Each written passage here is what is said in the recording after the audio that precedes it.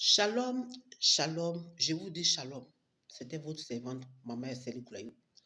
Je vous dis shalom. Bien aimé, cet après-midi, l'heure qu'il fait là où tu es, il te dit, sois béni.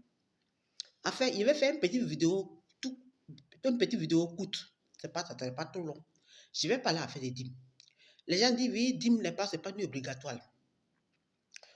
Mon frère, ma soeur, moi, je ne veux pas dire que c'est obligatoire.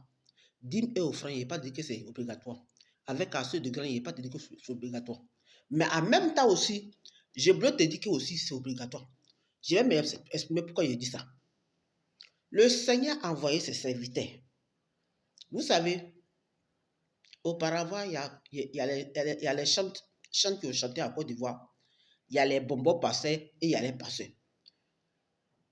Moi, je ne veux pas de les bonbons passeurs. Il y a les gens qui sont là. Et ils sont en train de prêcher la parole de Dieu à cause de Dieu.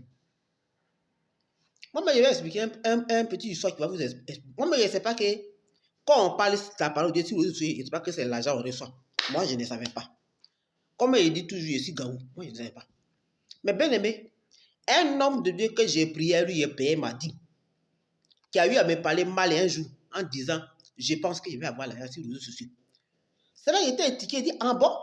Donc, ça veut dire que lui-même, il parlait sur les réseaux, c'était l'argent alors. C'est là qu'il cherchait. Et puis, il blaguait, il mentait les gens en faisant que c'est Dieu qui l'a appelé. Dieu ne l'avait pas appelé. C'était un mensonge. Parce que moi-même, quand le Seigneur m'a montré qui il était déconnecté de lui. Et c'est comme ça qu'il me suis déconnecté de lui. Et puis il n'a plus continué à prier avec lui.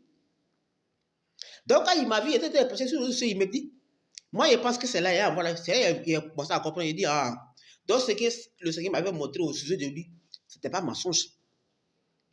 Vous voyez, un chrétien doit payer sa dîme. Alléluia. Un chrétien doit payer sa dîme, doit faire son offrande. Et doit même bâtir même hôtel. Hôtel, là, ça dépend de toi. Ça dépend de tes problèmes que tu as. Il n'y a pas de 6%.